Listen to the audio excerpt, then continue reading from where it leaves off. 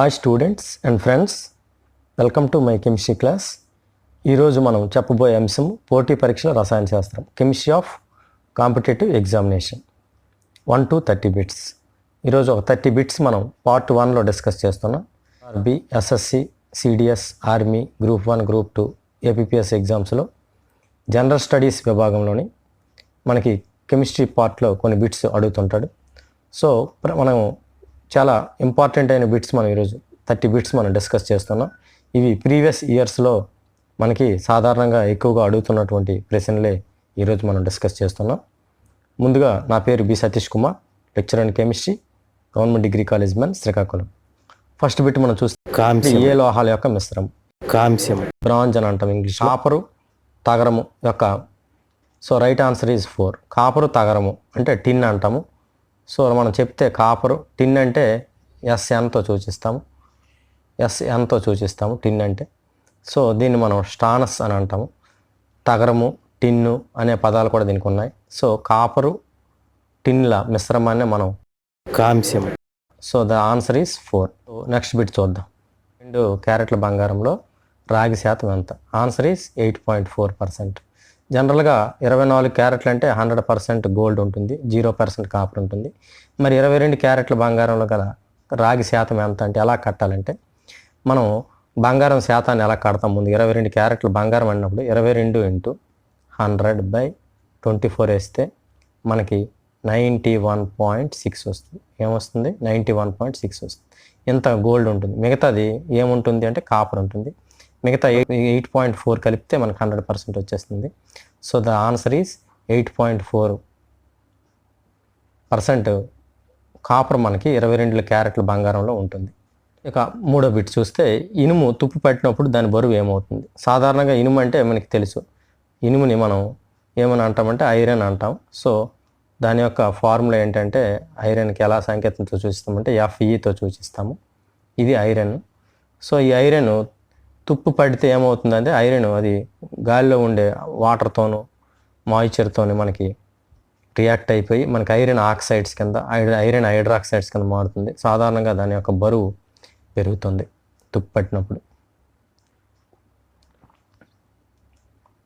ఇకపోతే 4వది, రసాయనికంగా table sugar ఏది? Table sugar అంటే మనకి ఎక్కువగా ఇంట్లో వాడుతుంటాం ఏవైనా తయారు చేసుకోవడానికి స్వీట్నెస్ కోసం. Sucrose is the table sugar. Chemically table sugar is a sucrose. So దాని యొక్క ఫార్ములా చూస్తే C12H22O11తో ఫార్ములాతో మనం సూచిస్తాము. ఇది మనకు ఒక డైసాకరైడ్. ఇది గ్లూకోజ్ ఫ్రక్టోజుల యొక్క మిశ్రమం సమ్మేళనం. ఇది దీన్ని హైడ్రాలసిస్ చేస్తే గ్లూకోజ్ ఫ్రక్టోజులు వస్తాయి. ఆ 2 మోనోసాకరైడ్లు మనకి ఏర్పాటు చేస్తుంది సుక్రోజ్. అందువల్ల దీన్ని డైసాకరైడ్ అని పిలుస్తాం. ఇకపోతే 5th బిట్ చూస్తే వెనిగర్ యొక్క రసాయనం. సాధారణంగా మనం ఇంట్లో వెనిగర్ లేకుండా చాలామంది వంటలు చేయరు. కొన్ని రకాల కూరల్లో, ఉడకని ఈ చికెన్ ఇటువంటి ఐటమ్స్లో వెనిగర్ మనం కంపల్సరీ కొద్దిగా వేస్తాము. వెనిగర్ అంటే ఏంటంటే ఎస్టిక్ ఆమ్లాన్ని మనం వెనిగర్ అని పిలుస్తాము.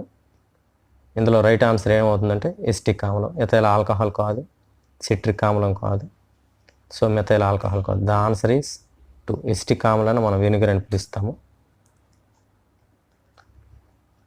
ఇకపోతే 5th బిట్, ఏ రకమైన ఆల్కహాల్ సేవించడం వల్ల అంధత్వం వస్తుంది? What kind of alcohol causes blindness? మనకి మెథైల్ ఆల్కహాల్ తీసుకోవడం వల్ల మనకి బ్లైండ్నెస్ అనేది వస్తుంది. సో ద ఆన్సర్ ఏమవుతుందంటే methyl alcohol. The formula of methyl alcohol ఏమవుతుందంటే CH3OHని మనం మెథైల్ ఆల్కహాల్తో సూచిస్తాం. సో CH3OH మెథైల్ ఆల్కహాల్ అంటాం. సో దీన్నే మనం మెథనోల్ అని కూడా పిలుస్తాము, మెథైల్ ఆల్కహాల్ని. దీనివల్ల మనకి బ్లైండ్నెస్ వస్తుంది. సాధారణంగా మనకి ఆల్కహాల్స్లో బయట అమ్మే మందుల్లో మనకి ఎథైల్ ఆల్కహాల్ ఉంటుంది. Methyl alcohol very dangerous. Methyl alcohol ఉన్నటువంటి ఆల్కహాల్స్ మనకి గుడ్డితనాన్ని కలిగజేస్తాయి. So the answer is 2 is the answer. So 7th bit మనం చూస్తే, ఎర్ర రక్త కణాల్లో హెమోగ్లోబిన్లో ఉండే లోహం ఏది? సాధారణంగా రక్తంలో హెమోగ్లోబిన్లో ఉన్నటువంటి లోహం ఏదంటే ఐరన్ ఉంటుంది. Fe ఎలా ఉంటుందంటే Fe2+ కింద మనకు రక్తంలో ఉంటుంది. ఐరన్ రాయాలి. So the right answer is iron. మానవుడు కనిపెట్టిన తొలి లోహం పేరేంటి? మానవుడు కనిపెట్టిన తొలి లోహం పేరేంటి? So answer is copper. మొట్టమొదటి కనుక్కున్నటువంటి లోహం కాపర్.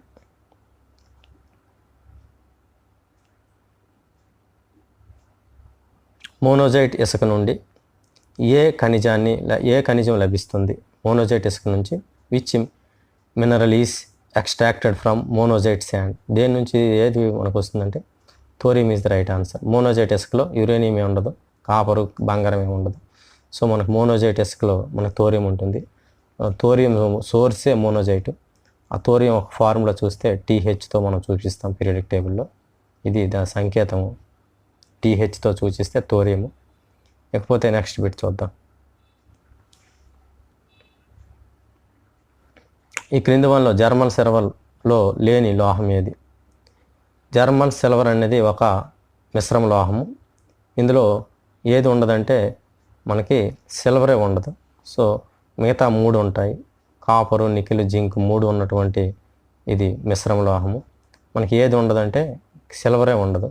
సో పేరులో సిల్వర్ ఉంటుంది కానీ మిశ్రమంలో సిల్వర్ ఉండదు. So the right answer is silver.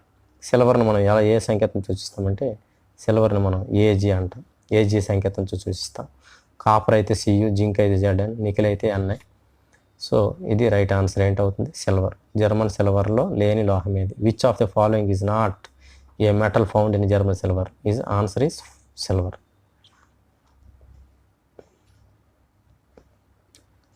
Next bit. ఒకే పరమాణు సంఖ్య కలిగి వివిధ ద్రవ్యరాశులు ఉన్న కేంద్రకాలను ఏమంటారు అంటే మనకి ఐసోటోపులు అని పిలుస్తాము. సో ఒకే పరమాణు సంఖ్య ఉంటుంది. సో ఉదాహరణకు మనం H11, H12, H13 ఇవన్నీ కూడా హైడ్రోజన్ ఐసోటోపులే. పరమాణు సంఖ్య మనకి అన్నిందులో కూడా ఒకటే ఉంది కానీ పరమాణు భారాలు మాత్రం వేరువేరుగా ఉన్నాయి. వీటిని మనం హైడ్రోజన్ యొక్క ఐసోటోపులను అంటాం. లేకపోతే నెక్స్ట్ బిట్. బ్లీచింగ్ పౌడర్ను నీటిలో కరిగించినప్పుడు విడుదలయ్యే వాయువు పేరేమిటి? What is the name of the gas released when bleaching powder is dissolved it? Bleaching powder అంటే మనకి దాని యొక్క ఫార్ములా ఏంటంటే CaOC అంటూ. సో మనకి బ్లీచింగ్ పౌడర్లో మనకు ఉండే ఏం వాయువు వస్తుందంటే మనకి chlorine is the right answer. Oxygen కాదు, ఫ్లోరిన్ కాదు, అయోడిన్ కాదు. The answer is chlorine is the right answer.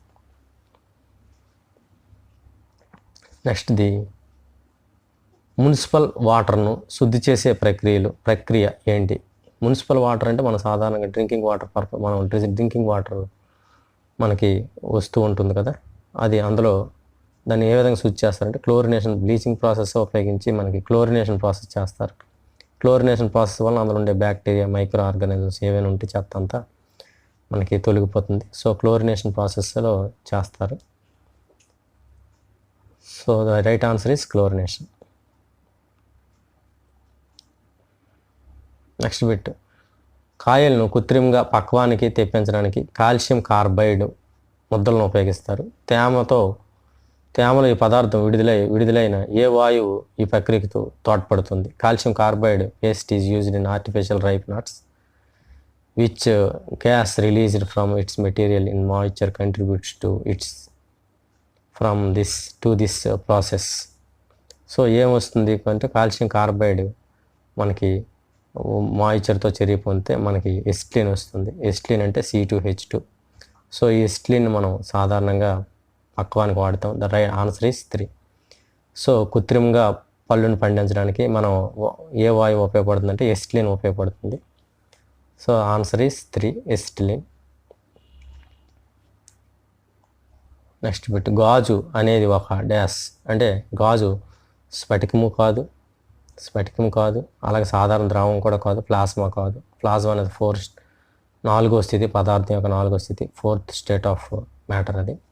So అతి శీతల ద్రవం, సూపర్ కూల్ లిక్విడ్ అని కింద చెప్తాం దీన్ని. సో ఆన్సర్ ఏమవుతుందంటే గ్లాస్ అనేది ఒక అతి శీతల ద్రవము. It is a super cool liquid. లేకపోతే సూర్యుడు ఇతర నక్షత్రాలలో శక్తి ఉత్పన్నమయ్యేందుకు కారణమయ్యే ప్రక్రియ? The process by which energy is generated in the sun and other stars. ఇందులో ఏం జరుగుతుందంటే కేంద్ర సంలీనము ప్రక్రియ జరుగుతుంది. అయితే ఇక్కడ మనకి ఆ బిట్ కనిపించలేదు. కేంద్ర సంలీనం అనే ఆన్సర్ కనిపించట్లేదు కాబట్టి మనకి కేంద్ర సమ్మేళన హైడ్రోజన్ వాయువులన్నీ కూడా మనకి ఈ కేంద్ర సమ్మేళన ప్రక్రియలో అవి హీలియం కింద మారుతాయి. సో మనకి ఏం జరుగుతుందంటే హైడ్రోజన్ల సమ్మేళనం జరుగుతుంది. So the answer is hydrogen సమ్మేళనం. రేడియం సమ్మేళనం కాదు, హీలియం సమ్మేళనం కాదు, మిగతా నైట్రోజన్ సమ్మేళనం కూడా కాదు. సో ద ఆన్సర్ ఏంటంటే హైడ్రోజన్ సమ్మేళనం, కేంద్రక సమ్మేళనం ప్రక్రియ ఇది. సో దీన్ని మనం ఏమంటామంటే న్యూక్లియర్ ఫ్యూజన్ రియాక్షన్ అంటాము. సో ఇది నెక్స్ట్ బిట్ చూస్తే బొగ్గు గనిలో కార్మికులు టోపీ లైట్లో వాడే వాయువు ఏది అని అడుగు బిట్ ఉంది. సో ఇందులో మనం వాడుతారు ఏదంటే మనకి వాడే జడవాయువు క్రిప్టాన్ మనం వాడుతాం. దాని పరమాణు సంకేతం KRతో సూచిస్తాము. క్రిప్టాన్ మనకి బొగ్గు గనుల కార్మికులు టోపీ లైట్లో మనకి ఎక్కువగా వాడుతుంటారు ఈ క్రిప్టాన్ లైట్. ఇకపోతే నెక్స్ట్ బిట్ ఇనుము తుప్పు పట్టడంలో ఏ ప్రక్రియ జరుగుతుంది? ఇనుము తుప్పు పడుతుంది, ఇందాక మనం చూసించాం ఇనుము తుప్పు పట్టడం వలన బరువు పెరుగుతుందని. సో ఇక్కడ ఇనుము తుప్పు పట్టడం అనేది ఒక ఆక్సీకరణ ప్రక్రియ.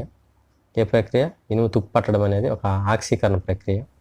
ఎందువల్ల అన్నామంటే ఆ ఐరన్ ఏ విధంగా మారుతుందంటే అది ఐరన్ ఆక్సైడ్స్ కింద Fe2O3, అలాగే ఐరన్ హైడ్రాక్సైడ్స్ కింద మనకి మారుతుంది కాబట్టి. సో ఆక్సిజన్స్ ఇంక్రీజెస్ కాబట్టి ఆక్సిజన్ పెరుగుతున్నాయి కాబట్టి దా ఆన్సర్ ఏమవుతుందంటే ఆక్సీకరణ ప్రక్రియ ఇది, ఐరన్ తుప్పు పట్టడం అనేది. ఇక 19వ బిట్ చూస్తే మానవుడు గోర్లు వెంట్రుకల్లో ప్రధానంగా ఉండే పదార్థం ఏది? గోళ్ళు వెంట్రుకల్లో ఉండే పదార్థం సాధారణంగా గోళ్ళు వెంట్రుకలు స్కిన్ ఇవన్నీ కూడా ప్రోటీన్ల యొక్క నిర్మితమే. సో ప్రధానమైన భాగం ఏంటంటే మనకి ప్రోటీన్స్ అనేది రైట్ ఆన్సర్. కార్బోహైడ్రేట్స్ అలాగే లిపిడ్స్ అలాగే విటమిన్స్ ఏం కాదు, ప్రోటీన్లు ప్రధాన పాత్ర వహిస్తాయి. సో గోళ్ళు వెంట్రుకలు ప్రధానంగా ఉండే పదార్థం ఏముంటుందంటే మనకి ప్రోటీన్స్ ఉంటాయి. సో కెరోటిన్ ఇవన్నీ కూడా జాంతోఫిల్స్, బీటా కెరోటిన్ ఇవన్నీ కూడా మనకి ప్రోటీన్ సమ్మేళనాలే. సో అది రైట్ ఆన్సర్ ఈస్ ప్రోటీన్స్. ఇకపోతే విద్యుత్ బల్బులో ఫిలమెంట్లు దేనితో తయారు చేస్తారు? విద్యుత్ బల్బులో ఫిలమెంట్స్ సాధారణంగా విద్యుత్ బల్బులో ఫిలమెంట్ తయారు చేయాలంటే దానికి ఎక్కువగా ద్రవ్యభవన స్థానం ఉండాలి. సో మనకి పీరియాడిక్ టేబుల్లో మనకి టంగ్స్టన్ అధిక ద్రవ్యభవన స్థానం కలిగి ఉంటుంది. దాన్ని వోల్ఫ్రామ్ అంటాం, దాన్ని W అనే అక్షరంతో సూచిస్తాం టంగ్స్టన్. సో దీని యొక్క మెల్టింగ్ పాయింట్ ఎంత ఉంటుందంటే సుమారు 3800 డిగ్రీ సెంటీగ్రేడ్ వరకు ఉంటుంది. So the right answer is tungsten is the right answer. Iron, platinum, gold ఇవేం కావు. So answer is tungsten. Next bit చూస్తే పెన్సిలిన్ దేని నుంచి తయారు చేస్తారు? పెన్సిలిన్ అనేది మనకి ముందుగా అలెగ్జాండర్ ఫ్లెమింగ్ యాంటీబయాటిక్ పెన్సిలిన్ కనుక్కున్నాడు. దేని నుంచి అంటే దీన్ని ఫంగస్ నుంచి పెన్సిలిన్ మొట్టమొదటిగా యాంటీబయాటిక్ పదార్థాన్ని అలెగ్జాండర్ ఫ్లెమింగ్ కనుక్కున్నాడు. సో నెక్స్ట్ బిట్ చూద్దాం. సో మిశ్రమ లోహాల్లో పాదరసం ఉంటే దాన్ని ఏమని పిలుస్తాము? పాదరసాన్ని మనం Hg అంటాము, Hgతో సూచిస్తాము. సో పాదరసం ఉన్నటువంటి సమ్మేళనాన్ని మనం ఎమాల్గమ్స్ అని పిలుస్తాం. Amalgams. If there is a mercury in the alloy, what is the called? Amalgams. So amalgams అని పిలుస్తాము. ఎమాల్షన్ కాదు, అలాగే క్రయోలైట్స్ ఇంకా ఇవేం కావు. So answer is amalgams. ఒక 23 బిట్స్ చూస్తే కిడ్నీ రాళ్ళలో అధికంగా ఉండే లోహం ఏది? మనం సాధారణంగా ఈ సమస్యలతో చాలామంది బాధపడుతుంటారు. కిడ్నీలో రాళ్ళు అవి ఏంటంటే కాల్షియం ఆక్సిలేట్స్. కాల్షియము మన బాడీలో ఉండే కాల్షియము మనం తీసుకునే పదార్థాలు ఆక్సాలిక్ యాసిడ్స్తో రియాక్ట్ అయిపోయి కాల్షియం ఆక్సిలేట్ అనే సమ్మేళనం ఏర్పరుస్తాయి. The answer is calcium oxalate. So అందులో ఉండే మెటల్ ఏంటంటే కాల్షియం మెటల్ ఉంటుంది. సో దాని దేంతో చూస్తామంటే కాల్షియాన్ని Caతో సూచిస్తాం లెటర్. సో సంకేతం Ca కాల్షియం. ఇది పరమాణు సంఖ్య ఎంత ఉంటుందంటే దీని యొక్క పరమాణు సంఖ్య 20 ఉంటుంది. ఇంకా నెక్స్ట్ బిట్ లోహాలు మెరవడానికి గల కారణం ఏంటి? లోహాల్లో స్వేచ్ఛ ఎలక్ట్రాన్స్ ఉండడం వల్లనే అవి కాంతిని పరావర్తన చెందిస్తాయి. So the right answer is 3 is the right answer. లోహాల్లోని స్వేచ్ఛ ఎలక్ట్రాన్లు కాంతిని పరావర్తన చెందించడం వలన అవి మెరడానికి అవకాశం ఉంటుంది. The causes metal to shine due to the presence of free electrons. Gypsum యొక్క రసాయన ఫార్ములా జిప్సం యొక్క రసాయన ఫార్ములా ఏంటి? జిప్సం అంటే కాల్షియం సల్ఫేటు డైహైడ్రేట్ని మనం జిప్సం కింద అంటాం. So the right answer is calcium sulphate 2H2O is the right answer. Gypsum యొక్క రసాయన formula. So calcium monohydrate, anhydrous calcium sulphate అలాగే ఇది కాదు. ఇది మనకి ఫోర్త్ ఏంటంటే ప్లాస్టర్ ఆఫ్ ప్యారిస్ అంటాం. కాల్షియం హెమీ హైడ్రేట్, ఇది H2Oతో సూచిస్తాం, అది ప్లాస్టర్ ఆఫ్ ప్యారిస్. ఈ జిప్సంను బాగా వేడి చేస్తే 120 to 130 degrees మనకి ప్లాస్టర్ ఆఫ్ ప్యారిస్ వస్తుంది. నెక్స్ట్ బిట్ చూస్తే ఎముకలు విరిగిన సరైన స్థానాల్లో సెట్ చేయడానికి సిమెంట్ పట్టీగా దేన్ని ఉపయోగిస్తారు? ఈ మధ్యన సాధారణంగా మనం ఎముకలు ఇరిగిపోయినప్పుడు మనం ఈ సిమెంట్ కట్టు అంటారు. సాధారణంగా అది సిమెంట్ కట్టు కాదు, ప్లాస్టర్ ఆఫ్ ప్యారిస్ కట్టు. Answer is plaster of Paris. దాని యొక్క ఫార్ములా ఏంటంటే ఇప్పుడు చెప్పాం కదా, కాల్షియం ఈ CaSO4 H2O plaster of Paris. So దీన్ని కాల్షియం సల్ఫేట్ హెమీ హైడ్రేట్ అని పిలుస్తాము ప్లాస్టర్ ఆఫ్ ప్యారిస్ని. సో విరిగిపోయినప్పుడు దాన్ని మనం వాడే పట్టీ కింద వాడే సమ్మేళనం ఏంటి? Plaster of Paris. ఇకపోతే కృత్రిమ వర్షాల కోసం మేఘమాదనం అంటాం. సో కృత్రిమ వర్షాల కోసం వాడే సమ్మేళనం ఏది? సిల్వర్ సమ్మేళనం వాడతాం. ఈ కృత్రిమ వర్షాల కోసం మనం సిల్వర్ అయోడైడ్ సమ్మేళనం వాడతాం, AgI అంటాం. సో ఈ సమ్మేళనం మనం సిల్వర్ అయోడైడ్ అంటాము. సో ఈ సమ్మేళనం ఆర్టిఫిషియల్ రైన్స్ పడడానికి మనకి ఉపయోగిస్తారు. ఇకపోతే నెక్స్ట్ బిట్, విరంజన చూర్ణం బ్లీచింగ్ పౌడర్ యొక్క రసాయన ఫార్ములా ఏంటి? ఈ బ్లీచింగ్ పౌడర్ యొక్క రసాయన ఫార్ములా ఇది ఏంటంటే ఇది కాల్షియం ఆక్సీక్లోరైడ్ ఇది. సో CaOCl2నే మనం బ్లీచింగ్ పౌడర్ అంటాం. So the right answer is 2 is the right answer. Calcium oxychloride విరంజన చూర్ణం అని పిలుస్తాం. దీన్నే మనం బ్లీచింగ్ పౌడర్ అంటాం. ఇది రంగుని విరంజనం చేస్తుంది కాబట్టి దీన్ని మనం విరంజన చూర్ణం కింద అంటాం. ఇట్స్ ఏ ఆక్సిడైజింగ్ ఏజెంట్ కింద కూడా దీన్ని మనం వాడతారు. నెక్స్ట్ బిట్ చూస్తే బొద్దింకలను పారదోలే గుణం ఉన్నటువంటి ఆమ్లం ఏది? బొద్దింకలు తొలగించేటువంటి అంటే ఆమ్లం ఏదంటే మనకి ఇక్కడ సిట్రిక్ ఆమ్లానికి అవి బొద్దింకలు ఏమి వెళ్ళవు. టార్టరిక్ ఆమ్లం కూడా కాదు, యాస్పరిక్ ఆమ్లం. The right answer is boric ఆమ్లం అంట. సో H3BO3ని మనం బోరిక్ యాసిడ్ అంటాం. ఇది మనకి బొద్దింకలు తొలగించే పారదోలే గుణం ఉన్నటువంటి ఆమ్లము. సో H3BO3నే మనం బోరిక్ యాసిడ్ అంటాం. బేకింగ్ సోడా యొక్క రసాయన నామం. మనం సాధారణంగా ఈ కేక్స్ ఇవన్నీ తయారు చేయడానికి బేకింగ్ సోడా వాడతాము. సో ఈ బేకింగ్ సోడాను మనం ఏమంటామంటే దీన్ని మనం వంట సోడా అని కూడా పిలుస్తాము. ఈ బేకింగ్ సోడా యొక్క రసాయన నామం సోడియం బైకార్బోనేట్ని మనం బేకింగ్ సోడా అంటాం. So the right answer is ఏంటనైనా సోడియం బైకార్బోనేట్. దాని యొక్క ఫార్ములా చూస్తే NaHCO3 అంటే సోడియం బైకార్బోనేట్ అంటాం.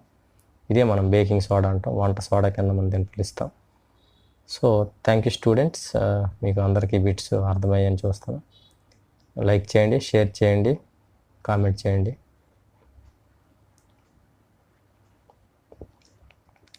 Thank you students.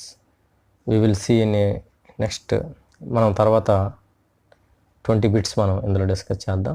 Thank you.